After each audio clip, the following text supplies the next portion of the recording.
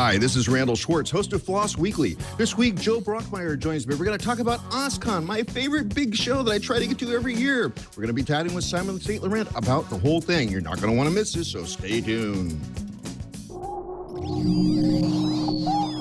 Netcasts you love. From people you trust. This is Twit. Bandwidth for Floss Weekly is provided by CacheFly at CACHEFLY.com.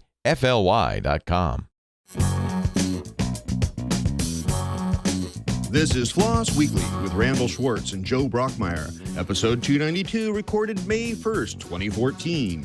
OSCON. It's time for Floss Weekly, the show about free, libre, open source software. I'm your host, Randall Schwartz, Merlin at Stonehenge.com, bringing you each week, or as often as I can do it, the movers, the shakers, the big projects, the little projects, projects you may be using every day and not be aware of it, projects you may never heard of, but now want to go play with it. I get a lot of those on the show a lot, so I like finding out about stuff myself. Joining me again this week is my co-host. Always a co-host joining me. Joining me this week again is Joe Brockmeyer, also known as Zonker. Welcome back to the show. Thanks. Glad to be on this morning. Apparently, they let anybody do this show because I get so tongue-tied sometimes trying to get the show up and running and everything like that. And where are you speaking to us from?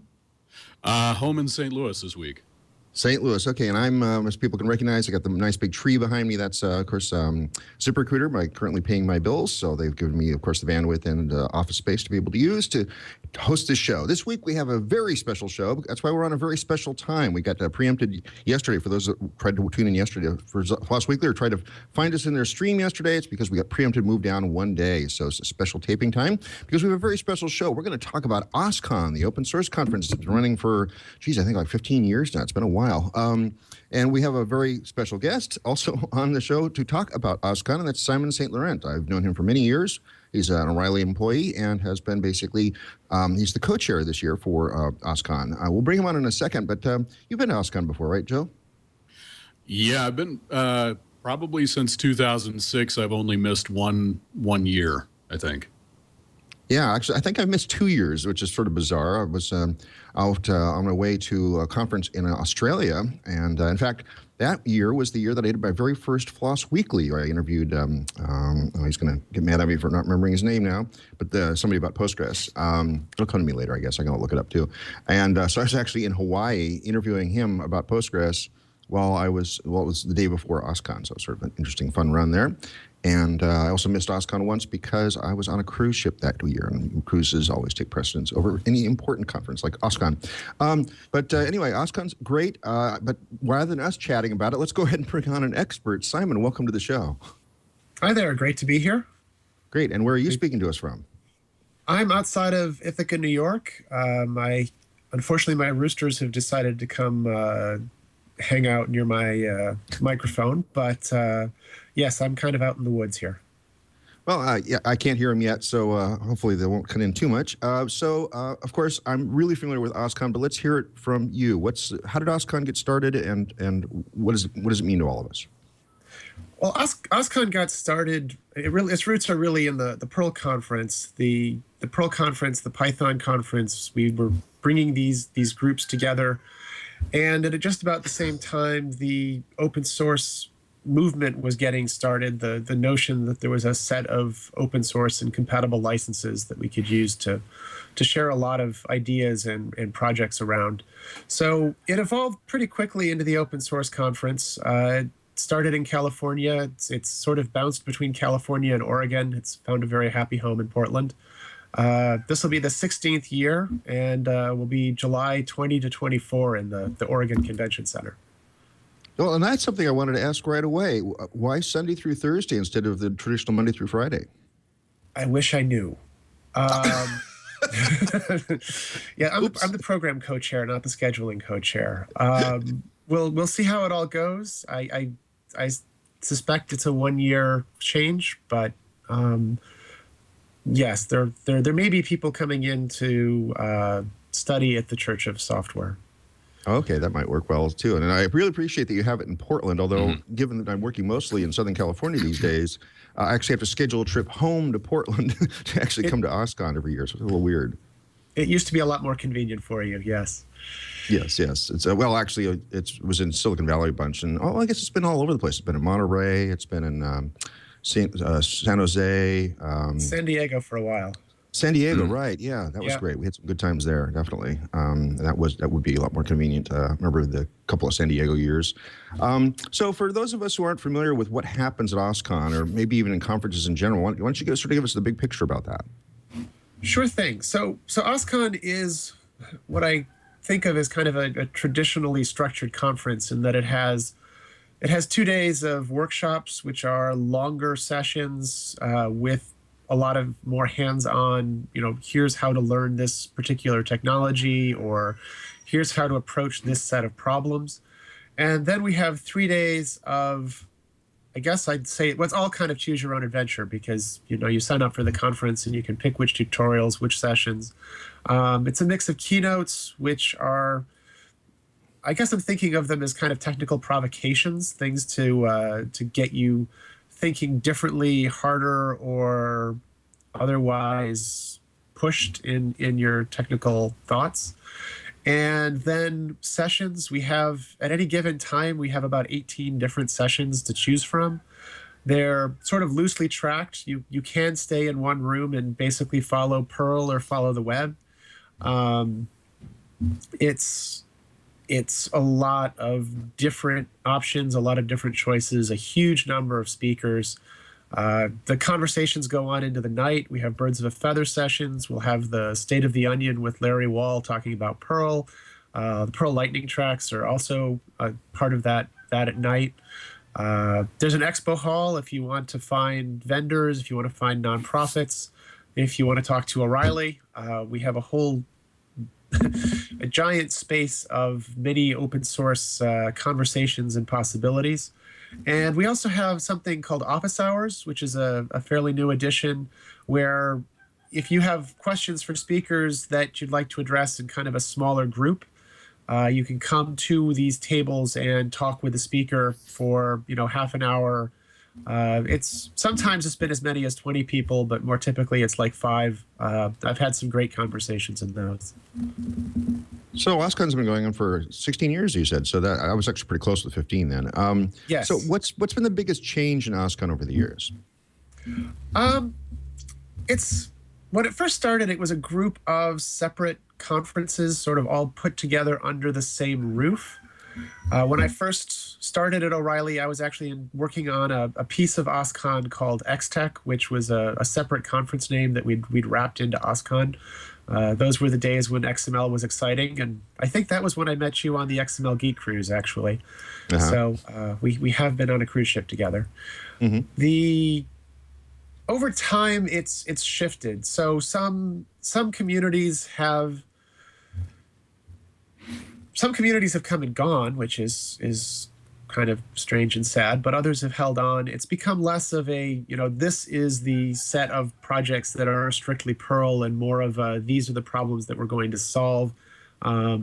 This room is Perl, this room is Python, this room is web, but it's really kind of it's still a cross-section, but it's a more blended cross-section. One thing I'm happy to see is a fair number of talks that really explicitly cross boundaries. They're mixing different technologies, trying to figure out which things are the best trying to figure out which things are the best for solving particular problems. And I guess the other thing that makes me happy about the way things have shifted is this blending and mixing makes it more exciting to cross those lines. One of the conversations I've had with people a few times about OSCON is that when they went to tracks that were strictly on the stuff that they did every day, it was useful content, but it wasn't like that exciting, driving them to new places. But when they stepped out of their own set of rooms, out of their own expectations, they found stuff that really, pushed them to say, okay, that's how they do that in Clojure. How can I do that in the work I'm doing here in Ruby? Watching people apply like different messaging approaches in one room and then going to a project that's, about the web, listening to that kind of conversation. So, I think we've done what we can to make the cross-pollination happen a lot more regularly. There's more to do with that. I also kind of want to find some spaces where communities can tell their own stories. The State of the Onion in the gives Perl kind of an explicit space for that, but I think we need to do more of that. Yeah, one of the things I really enjoy about OSCON is that we're all under the one big tent, and so it's really nice. I deliberately don't go to very many Perl talks when I go to OSCON. I deliberately try to seek out other languages, other things I might be interested in, and it's worked really well for me. I try to attend as many of the BOFs as I can, although they tend to conflict with the parties, so I'd say you have to choose one or the other. I prefer the social, and that's the other thing too. I don't think you've mentioned this yet, but the hallway track, just the fact that you can bump into people all the way around and have these great conversations, and how you have these tables provided where people can sit and chat, mostly while they're online, checking their email and stuff. But I found some really great conversations have happened at those tables as well. Yeah, and we're actually going to try to expand those options this year. One thing, I love the hallway track. One of the things I was really happy about with our Fluent conference this year is that it developed a much more vibrant hallway track than it had in the past. Somehow we moved to a different venue and the space facilitated conversation. And at OSCON we have tables, we have couches. I feel like a lot of the hallway conversation does actually happen in the expo hall, I think because it brings people to food. And we have tribe tables, for instance, where you can find people with similar interests. We're also doing a few things that encourage people to stick around with OSCON. We're going to have a refresh area where people can kind of chill out for a while, rather than go back to their hotel room. They can find a quiet space and just kind of relax a bit and then come back into the conference. Hopefully having that kind of space will make it easier for more people to, feel energized and ready to have those conversations. All right. I've noticed, so I started going to OSCON, I think it was in 2006, and I've sort of noticed that, to me, the audience seems to have changed and it's become a much more commercial event. How do you think the audience has evolved over the years and the approach to OSCON by people who are sponsoring it?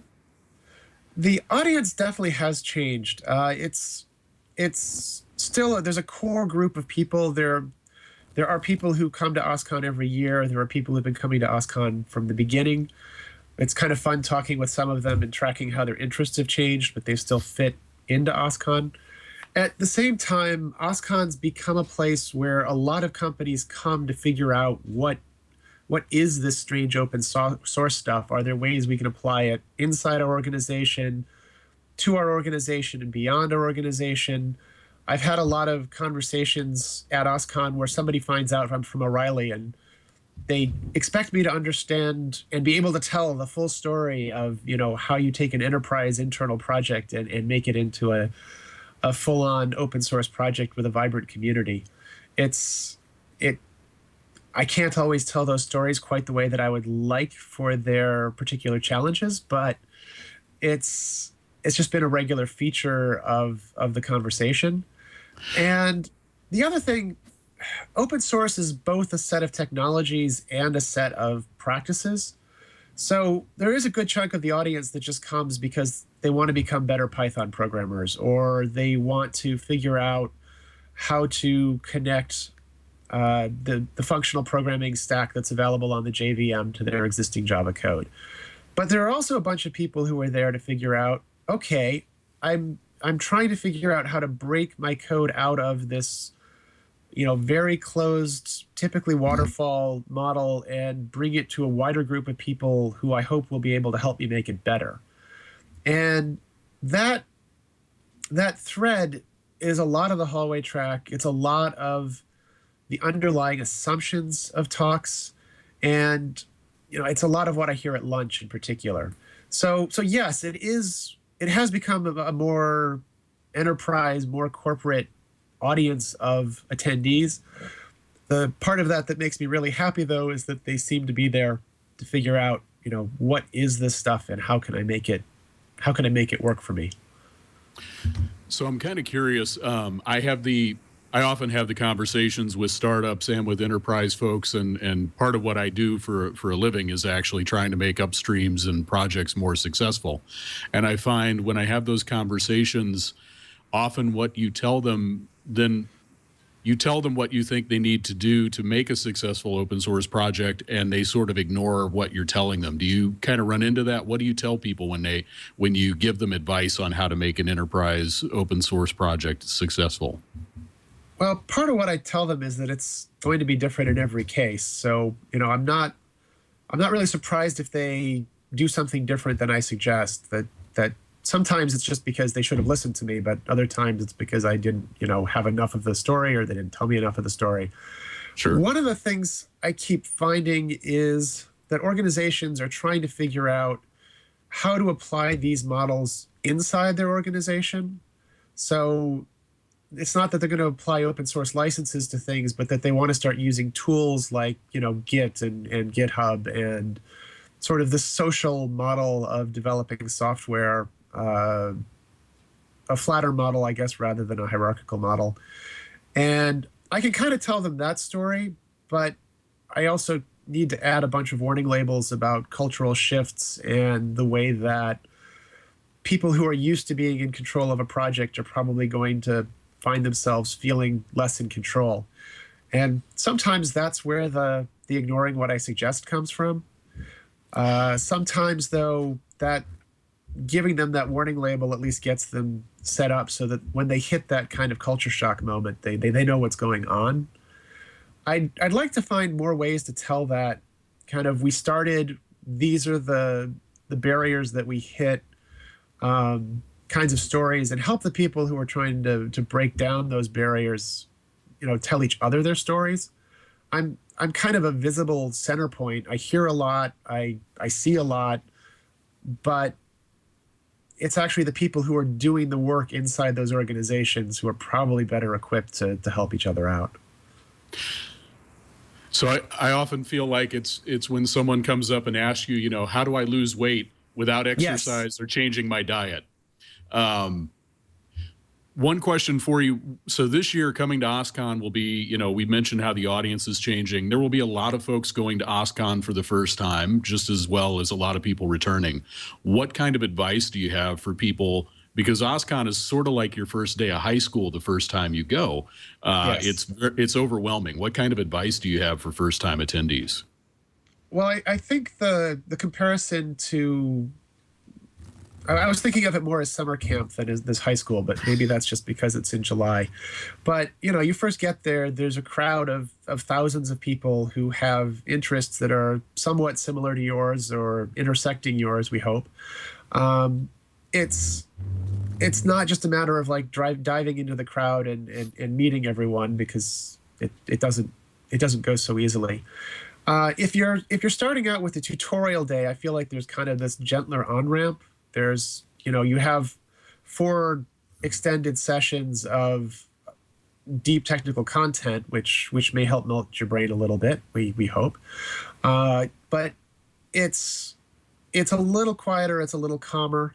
The conversations tend to be more technically focused. As you get into the main day, as you get into keynotes, as you get into the expo hall, it becomes a much more swirling, much more people everywhere, so much stuff happening that it's really hard to absorb, any one piece of it. My usual advice to people is to slow down. If you need to pause and take a session off to clear your head, or to have an especially great hallway conversation, that's fine.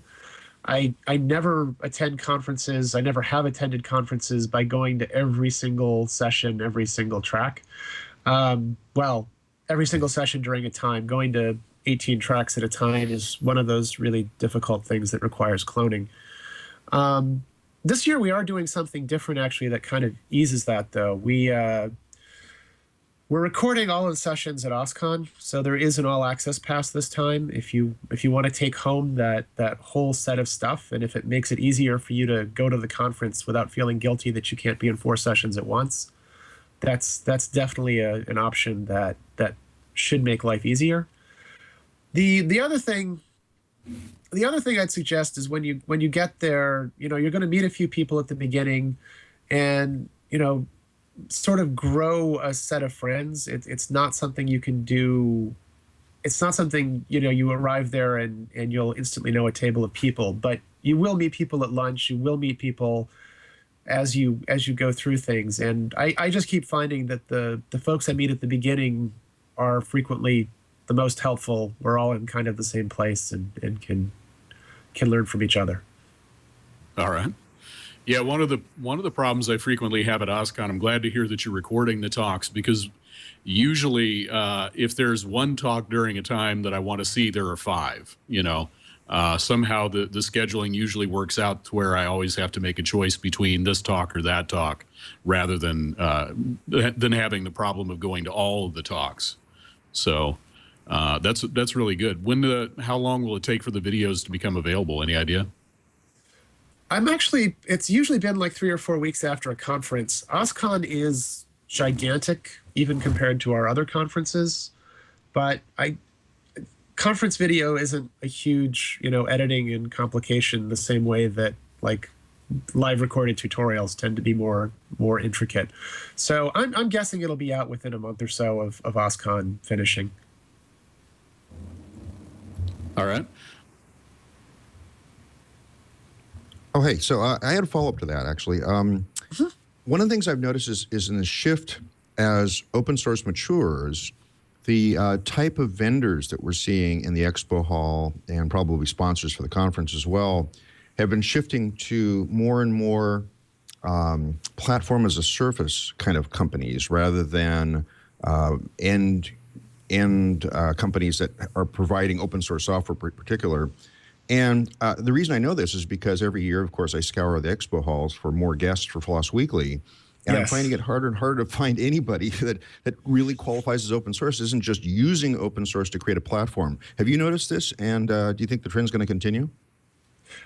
Yes, I think the trend is pretty firm there. We do our best to include a lot of open source projects. We have a lot of tables for nonprofits. We have a lot of we create spaces for those kinds of conversations. Some of our sponsors, I think it was Bluehost last year, actually brought in small. I think it was actually small websites that were nonprofit, that happened to use Bluehost, but were more telling the story of what they did rather than what Bluehost did. The open source ecosystem has really expanded to include a lot of services that aren't strictly speaking the kind of code sharing that we're used to, that was really at the foundation of the open source movement. So, putting your code up on the cloud requires a lot of pieces that actually they're frequently built on open source, but they aren't always visible. It's sort of a mix. I mean, like on the one hand, I'm really happy to see that lots of people want to provide foundations on which we can deploy all of our great open source code. On the other hand, yeah, I agree. It would be nice if there was more. If there were more sponsors that were themselves really heavily involved in open source projects and bringing their code and others' code to the world. Yeah, and I obviously, as a disclaimer here, well, most people probably know this, I've been a vendor at OSCON a number of times in the expo hall, and those booths aren't cheap. And so you really have to have a financial motivation, and that does sort of skew the kind of people that we would see at the expo hall. And I'm really glad that you guys also provide spaces for nonprofits to also have their say in that, because that to me, that reminds me of the original early Perl conferences and original OSCONs, where 90% of the booths were that, and now it's more like 20%. And I was just noticing the trend, and I appreciate your comment on that. Yeah, it's something where we really want to strike a balance. We definitely want to make sure the conference, stays with the open source ideal, stays with the community, brings in people that you might not hear from if it was just about the dollars, because there's so much more to this than just the finances of it. I'm hoping that we'll be able to make that go really well this year through the sessions, through the keynotes, and through the people that we're bringing in to really tell those stories. It also, on the other side of that, though, it's really interesting that, I don't know if any of us could have predicted all this, 15 years ago. There's just directions that the open source ecosystem has gone in terms of being able to be empowering and enabling for commercial ventures to happen. And especially, I think I'm still surprised, here I am at this microphone every week talking to these projects, but I'm still surprised at the number of companies that have fully embraced open source as being this potluck of, you can take a bunch of food that you wouldn't have had otherwise, but as long as you bring something back to the table, and I see a lot of these companies doing this and really embracing this in a useful way. Yeah, it used to be kind of a battle to get them even to think about coming to the potluck. Like dish to pass just wasn't their style. It was, Yep. I have a restaurant. Why would I bring a dish to pass? The good thing. I mean, we talk sometimes about how open source is won, and I think open source is no longer this strange alien creature that businesses in particular want to avoid. There's still some residue from past battles. There's still a lot of people who have strong opinions about whether you should be using open source at all. I saw some of that with some of the responses to Heartbleed. Open source created this gigantic problem, and people seem to forget Apple's go-to failure a few months before, and then we had IE this week, and yeah, so there's still some of that. But at the same time, I'm really heartened to see, like a few weeks ago, Microsoft was announcing that they were open sourcing some core compiling parts. These are not pieces I ever would have expected Microsoft to open source. I know it's a long ways from open sourcing everything, but it's definitely a major change in the way that they see this. They kind of tested the water with small things. It's not necessarily an easy relationship. I think anyone who's watched Oracle's relationship with open source can tell those stories, but we're getting there, and that by itself is pretty amazing to me. Yeah, I think Microsoft learned a bit from their fiasco for the open sourcing, quote unquote, of Windows many years ago, where it was really just, you can look at it, but you can't use it and you can't compile it. We just provide the source because we had to check off that box for some government organization somewhere. Right. It wasn't really, it didn't really resemble open source, except that you could look at it. It's not quite enough. Open source doesn't live behind glass. That model doesn't work very well. And I mean, one thing, so I just wrote a piece this week called Just Fork It. You can find it on the O'Reilly programming blog. It's interesting to me how even open source communities have some challenges with the idea of other people, getting into their code and changing things. I mentioned Heartbleed earlier. There's been kind of a cranky fork between the OpenSSL and the LibreSSL people. There's a battle going on the specification side between the W3C and the WhatWG over reuse of specs that are openly licensed. And it's kind of strange to me. Like on the one hand, we have these licenses that encourage people to go out and fork. And we now have Git and GitHub, which encourage people to fork and pull and build an entire set of social practices around this. But it's still very hard to get even people who are committed to openness to let go of that kind of control of my project. It's so important. I hope at OSCON we can, foster more movement towards openness at every level. So I kind of call there are two things at play there, though: what the license allows you to do and what the community around a project thinks is acceptable, and those aren't necessarily the same thing. I've made comments before criticizing Oracle, for example, about the way they handle an open source project, and had people come back and say, well, the GPL allows it. The GPL allows clubbing baby seals too, but it doesn't mean that the community has to accept it. Shouldn't there be? It doesn't mean the community has to accept, every fork, every change. But what I'd like to see is a reduction in fury when there's a fork. Just start accepting that this is a normal way of doing business. The GPL is one example. The other one going the other direction is Apache, where you can do anything with it, include it in code that isn't open source. And the communities have different opinions on these things that aren't necessarily tied to their licenses. We have gotten used, though, and I kind of think this is a piece that comes from the older ways of developing software, and in particular the older tools. With CVS, you couldn't just throw open the door. If somebody wanted to clone the entire thing and do something else, they could, but why would you? That would hurt. I hope over time we can find ways for communities to feel a little less threatened by the notion of, okay, somebody over there is doing something different. But isn't it better, though, to have to try to control these things by social convention rather than by licensing? I mean, I think that for Apache is a really good example. I'd rather have the companies that might fork and maintain a proprietary branch of an Apache project be hesitant to do so because of the community reaction rather than the licensing. What I'm hoping we can reconcile is the community. The communities aren't exactly reflecting the licenses that they're using at this point.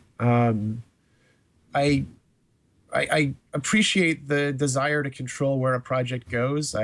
Personally, I worry a lot about contributing to projects that get used for purposes I find reprehensible. That's really a core issue with open source is freedom zero as the FSF takes it. At the same time, I think there's a lot that we can gain by actually encouraging people to look at projects as a whole rather than submitting pull requests for fairly tiny pieces. I look at the kinds of changes that the LibreSSL people are making to the open SSL code base, and I think those are things that would not have happened within the existing community, dropping support for large chunks of things. But those are the kinds of conversations we need to have as we develop software moving forward. I also do a lot of work with Erlang lately, and it's now under the MPL. It's been a long conversation figuring out what the relationship of the company is going to be to the community, and it's still very much an evolving conversation. There are some people who think that Ericsson has entirely too much control. There are some people who think that Ericsson has entirely too little control.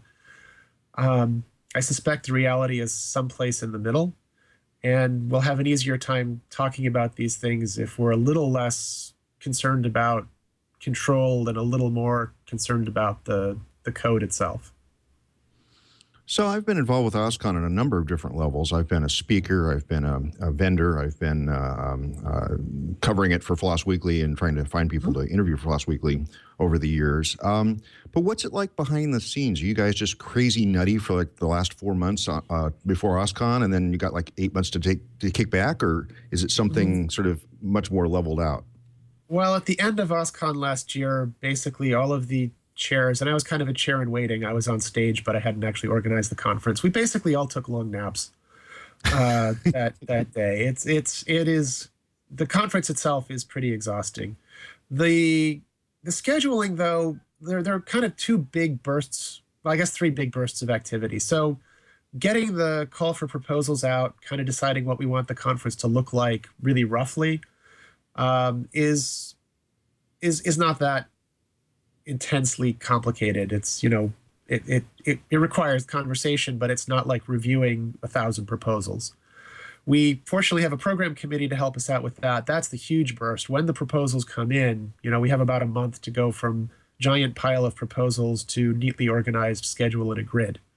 So that's about a month of really intense OSCON focused activity with Sarah Novotny and Matthew and I trying to make a lot of decisions based on feedback from about 80 people on the program committee, which is awesome. Their feedback makes it totally work. So once that's done, then there's a brief quiet period between that and the ramp up for OSCON. We open registration, and then there's a regular set of, we need to be talking about OSCON. We need to be telling open source stories. We need to be reaching out to more people. but that's fairly calm. And then, wow, it's the conference. We're here. There's a setup day. There's lots of things that need to be tweaked, gotten right. The whole excitement of being on stage when you can't really see the audience through the lights is its own strange, very different from the scheduling conversation kind of work. I was marveling at Fluent just at the amount of work that went into setting up the stages, and the AV for the main stage there was astonishing. I forgot to drop something off, and I had to come back in when they were tearing it down, and I was just kind of looking. These guys are like breaking apart these giant metal constructions that were holding up the lights, and yeah, there's so much that goes into the show. I just marvel at it. And so, are you involved with other O'Reilly conferences besides OSCON? Yeah, I'm the co-chair of the Fluent Conference, which has mostly been our web front end conference. It's kind of web front end with a dose of Node and some Meteor. It's getting a little more full stack over time. I sort of like we all talk about each other's conferences. The conference folks are all in contact with each other, but right now my primary focus is very definitely OSCON. In a few months, it'll switch over to being Fluent for a little while, and then we'll switch back into being OSCON. So I'm doing two. I'm doing two different ones. We have a few shows like Strata and Velocity where they do two or three of them in different locations with basically the same idea. With OSCON and Fluent, they have an overlap, but they're pretty different shows and pretty different communities. And I've noticed it seems like, maybe just my impression of this, but it seems like O'Reilly's announcing a new conference about every 6 months. That's for some entirely different topic area. Do those get sourced originally from OSCON, or are they just sort of the brainchild of all the smart people that you have working for O'Reilly? And a lot of the conversations have actually started at OSCON historically. They aren't all like coming out of OSCON. This was something that succeeded at OSCON, and we need to do a lot more of it. The way that tends to work is, someone inside or outside of O'Reilly has an idea and starts talking with our conferences team. We have at least one more in the works right now. That's another O'Reilly conference. It's not specifically open source focused, but Velocity has a lot of pieces that we used to have bits of at OSCON, but they can focus on much more strongly. Strata was concocted by Ed Dumble, who at the time was also chair of OSCON, and saw a piece of the conversation that definitely seemed worth focusing on. So I'd say OSCON's really been a place where a lot of conferences have been born, or at least conceived. There's a lot of content at OSCON colliding with other content, and you don't get the same kinds of interactions when you go to a show that just has one core topic. I love going to shows that are like single track, and I can sit there and really absorb everything the show has to offer. But OSCON has this pretty unique cross-pollination opportunity that I think does give rise to other conferences. So the conference business is quite a big chunk of what O'Reilly does, at least from the outside perspective of me, and being a guy who writes for O'Reilly. But is it a strategic chunk of O'Reilly, or is it just there to help sell more books, or is it a money-making center itself? We're in publishing and conferences, which are not famous businesses for making huge sums of money. It's a natural complement. So for a long time, we would have O'Reilly books at O'Reilly conferences. We would have O'Reilly authors who were frequently speakers. There was some back and forth, but we had conferences and books in kind of separate boxes. We thought about them differently. We didn't really connect the people that strongly. I was on the OSCON program committee from the time I started at O'Reilly, kind of by a historical accident. It was nice to still be on the OSCON program committee when I was editing books about Microsoft Excel and Access. It gave me something very different and happy to think about. But at this point, we're looking for ways to bring them more closely together, as books have become less paper, more electronic. we're finding ways for that to blend into, the electronic side of a live conference talk. We're using some of the same technologies. You'll see this in Paco Nathan's talk at OSCON or Scott Murray's talk at OSCON that we used for books to create electronic versions that include live examples and more interesting pieces than you can typically get onto paper or even into an ebook, which seems a lot like paper under glass frequently. So we're taking those ideas that we're getting from publishing and bringing them to conferences. We're also trying to find ways, as we're doing more and more video. You did a video for us a year or so ago. We're definitely going to be doing more and more of that, where we're looking for a lot of content that used to slip between us. We had books and we had conferences, but training was sort of in the middle of that. Trainers do, live presentations, but they also frequently have materials that they leave behind for people to work through and learn from. So at this point, we're trying to really make the two businesses work together much more tightly. And even personally, I'm co-chair of OSCON, I'm co-chair of Fluent, and I'm still actively involved in at least our web publishing program. And I, regularly talk with folks about other OSCON related programming, book projects, video projects. Yeah, it's changing. It's pretty exciting and sometimes complicating. Cool. And the just so people don't get disappointed when they submit a call for papers, what's the ratio? What's the ratio of how many submissions you get versus how many slots you actually have, roughly? For OSCON, it's 4 or 5 to 1, roughly, but it also varies a lot by topic. So if you put in for basically the web track, it was probably more like an 8 to 1 ratio. Ugh. So it's hard, and sorting through this is really painful. We could have put together another conference from the OSCON CFP pretty easily that would have been a great show, just out of proposals that we didn't take. And I'm sure there were proposals we didn't take that we should have. That's just the nature of trying to put these things together.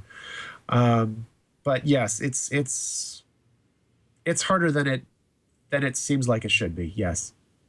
And of course, your job is really hard. You have to make sure that all the really cool talks are across from each other, right? Right. Well, we want to make your life as complicated as possible at the conference. There are actually a few things we need to clean up in the current schedule that we found. One thing that helps is that we get feedback from people who are doing things like using the personal scheduler, and if we suddenly see something line up where there's one time that is all lit up with people wanting to go to it, we have a chance to change it. We also need to make sure we don't do things like put Damian Conway into a small room that creates kind of a crowd scene trying to get in. I got to challenge that, because every time you put Damian Conway anywhere, you put him across from me. Oh, well, then we clearly need to fix that too. We'll put you in the room next to his small room. Yeah, Damien and I have been at OSCON now for like 7 or 8 years in a row as speakers, and we've always been exactly across from each other. It's been really annoying. I'll check the schedule and try to make sure that doesn't happen again this year. It would be good for you to at least be able to see each other's sessions. It can't happen this year because they didn't put a talk in. So I'll actually get to go see Damien. Yeah, that'll be nice. Yes. Sorry, I had it up there. Go ahead. Yeah, no, that's great. The other thing that's kind of funny, like when I was going through the schedule, I have this kind of split interest in a few different areas. So like the web area is totally my focus, but I'm also spending a lot of time with Erlang and Elixir, and I'd like to go see those talks. And of course, we schedule web talks opposite them that I'd also like to go see. So even the chairs have a hard time sometimes with too many interests and too wide a schedule. So I'm kind of curious, you mentioned, you have a 4 to 1, 5 to 1, 8 to 1 ratio for some of these. You're doing multiple stratas, you're doing multiple other conferences. You've got the Linux Foundation folks doing, LinuxCon and Cloud Open US and EU. Is it maybe time for there to be an OSCON Europe or an OSCON Winter show that, because also things move really fast, and I've found one of the problems I frequently have with submitting proposals to OSCON is I'm working on things that may not be public yet that I would like to propose. By the time OSCON happens, they will be, but the CFP is already done at that point. Yes, one of the big headaches with all of these is that the conference, because we need to, open registration, we need to have most of the schedule assembled well before the conference actually happens. So there's a lot of material that, 3 weeks before the conference, I'm going, I really wish I could include that somehow. And, a lot of it's the situation you were describing where you're working on something, but it's not yet public, so you can't put it into a CFP where lots of other people will see it. That's something we'd like to work on well, I've been talking about doing OSCON year round, which is not that we're going to occupy the Oregon Convention Center all year. That would get really complicated and really expensive. But that we do more things with OSCON in the off season. Some of that's going to be online. Some of that's going to be sort of more publishing like things, maybe some video. I would definitely love to see us expand. Europe, we actually did for a couple of years, like 2005, 2006, and I'd love to see us get back there. Winter is an intriguing idea. It's sort of not as conference season as summer seems to be. I have this weird relationship with Portland where I think I've maybe seen it rain once there because I've always been there in late June or in July. So, the summer thing for OSCON has really been pretty. I'd love to have a CFP that stayed open, because right now we, put up the CFP, then we close the doors, and the rest of the year we're not really listening for proposals the way we should be. Mm-hmm. So as we get into this more year-round mode, and especially if we expand to other places, I would love to keep the doors open for more ideas whenever they happen to come in. And there may be things we can do, with your situation, with you can't put in the proposal until it's too late because of nature of public and private. We might, be able to do more with late breaking. Some shows have an explicit late breaking space. We haven't really done that, but maybe we should. Would the OSCON committee or you personally, how would you feel about someone approaching you outside the CFP saying, look, I don't want to dump this in the call for papers, but this is, we know we're going to have something happening. This is the general flavor. How could we, save a spot for that? Is that something that would be annoying to you, or would that be okay with the chairs that are going through these things? If we suddenly got 1,100 of those, yes, it would be annoying, but that's not likely to happen. You can definitely contact the chairs. We do actually have some of these conversations. I think it's probably, like 5 to 10 of them a year. And some of them make it in, some of them don't. It's still, it's just difficult to schedule, but it's definitely an option for people who need to go a different route than, hey, look at my proposal, all 80 people, I'm not sure who you are. So over the years, I've noticed that OSCON seems to be getting bigger, but at some point there's going to be like, is the attendance limited at all? Is there, or whoever just wants to go can go? Well, we haven't hit the limit yet. The Oregon Convention Center is pretty vast. Right now we're using kind of the bigger half of the Oregon Convention Center. If we need to, and I would love to need to, it would be great to grow beyond that. But we still have space. And the main constraint, like physically, is the keynote space. Not everyone comes to keynotes, but you want to be able to accommodate everybody. So that's sort of where you tend to hit the natural limit. I think as far as the session rooms, as far as, being able to have the space for a comfortable hallway track, I think we're still in pretty good shape. We're definitely trying to grow it. I mean, there are just more and more places where open source is mattering. I'm finding them like weekly. We would love to stretch to cover more of that and to capture more people's interest. So yes, we're definitely trying to grow. Cool. We're almost out of time. Is there anything I haven't asked you yet about OSCON that you want to make sure our audience is aware of? I think we've actually done a pretty thorough job. I guess just to remind people, because I didn't know it last year, you'll get a train ticket for the Portland trains when you come to OSCON. So you'll have the ability to explore Portland and all of its restaurants and Powell's bookstore and all that other great stuff, easily. Last year I bought one at the airport and got there and realized they had one for me. So, something else exciting is just Portland itself is awesome, and we do what we can to get people to explore the city. Yeah, and people that have been to OSCON in Portland before also need to realize that between last year and this year, they've gotten rid of Fairless Square. So basically, you always pay when you get on a train now. That's why we're doing the train ticket thing. So it's a week's pass, so you're covered for that once you've registered.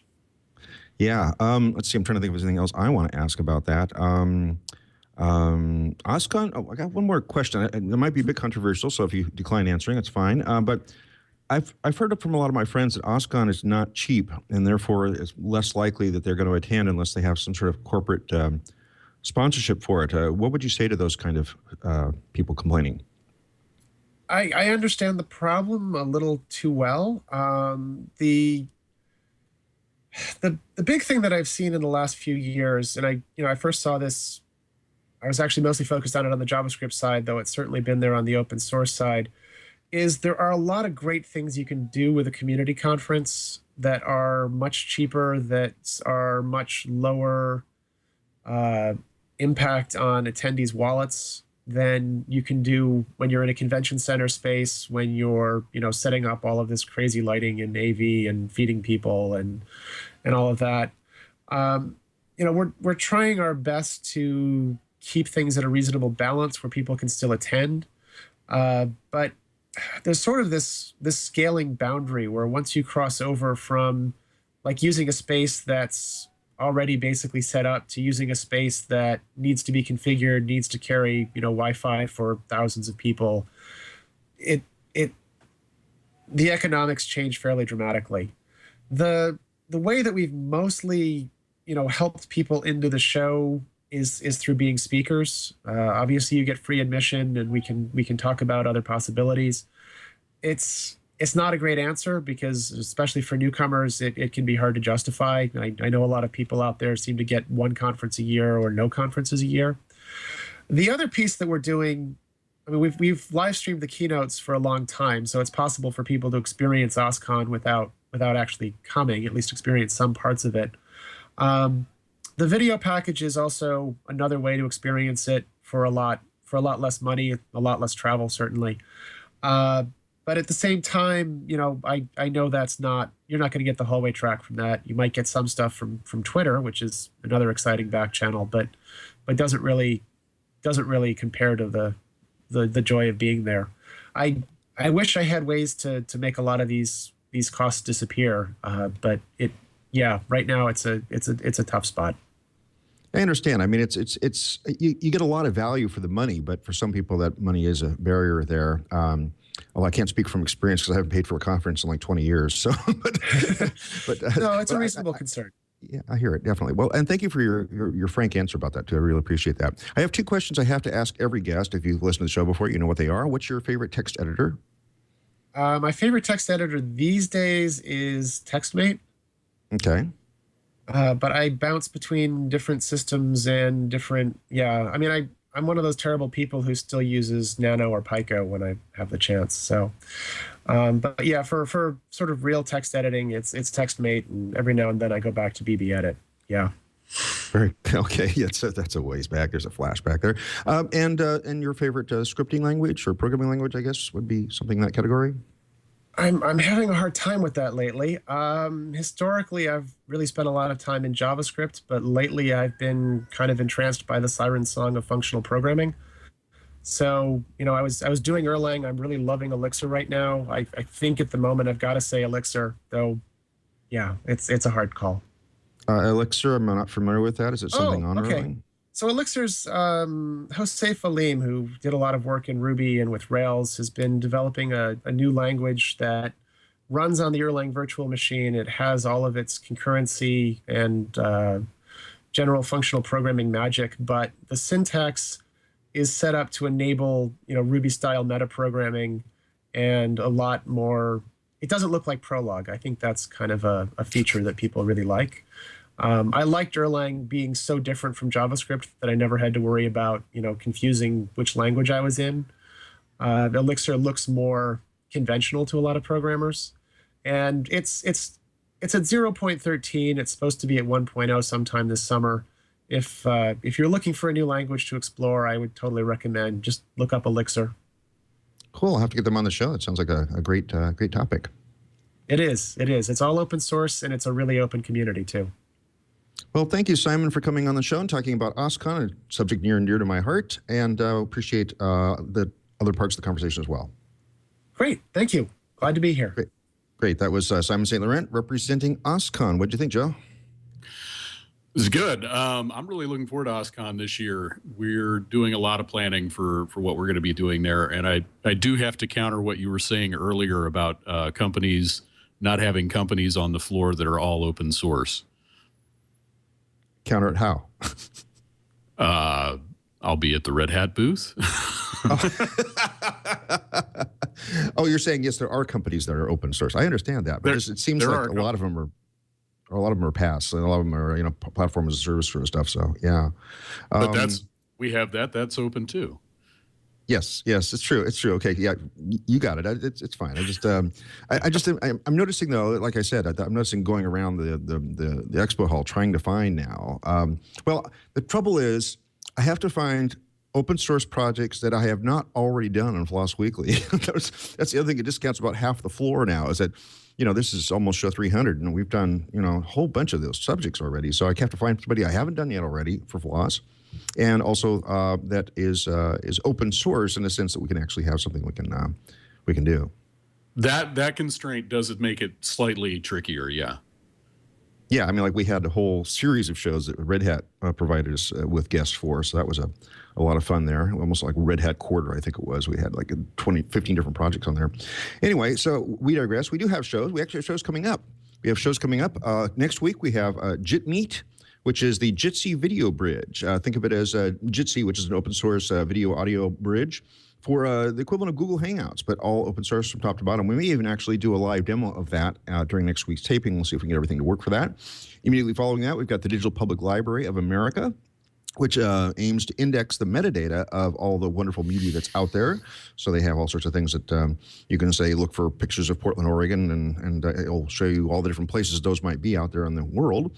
Tonika, which is a platform for social networks. So think of it as the next big, Facebook, but all open source, something like that. I'm still scheduling Q2. I've got a bunch of emails I sent out last night, so waiting for the responses on those.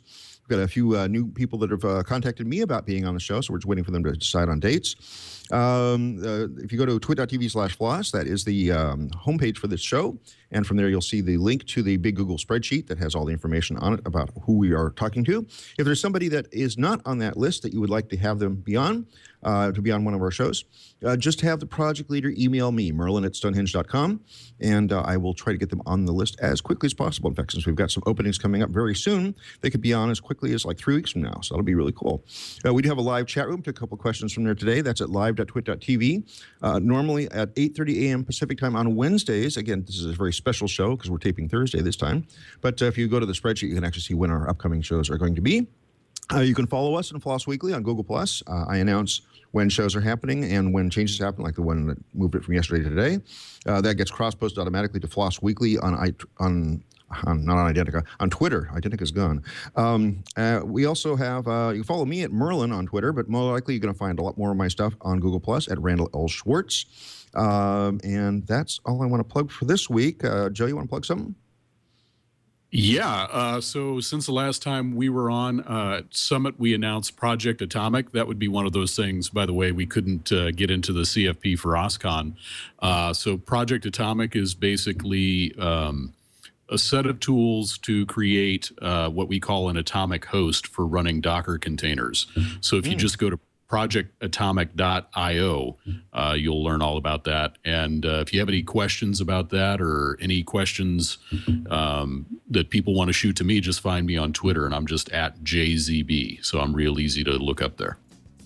Yeah, one of those convenient tree character handles. I didn't get quite in that early, so but I got Merlin. That was good. I got my normal internet handle, so it was nice. And I think that means we're just about done. So we'll see you all again next week on Floss Weekly.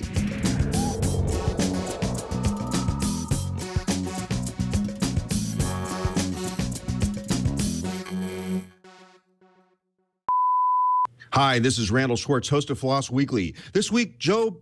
I can't say it. I can't say Brockmeyer now. Oh, God. Hi, this is Randall giggling. God. I'm in giggle phase now. This is not going to work. Hold on.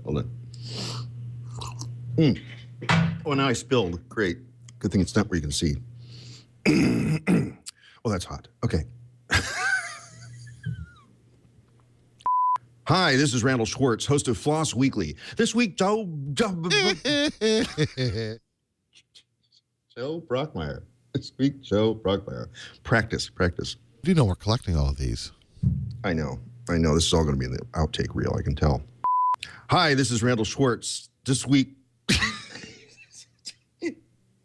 in Floss is coming on soon. Just stay tuned.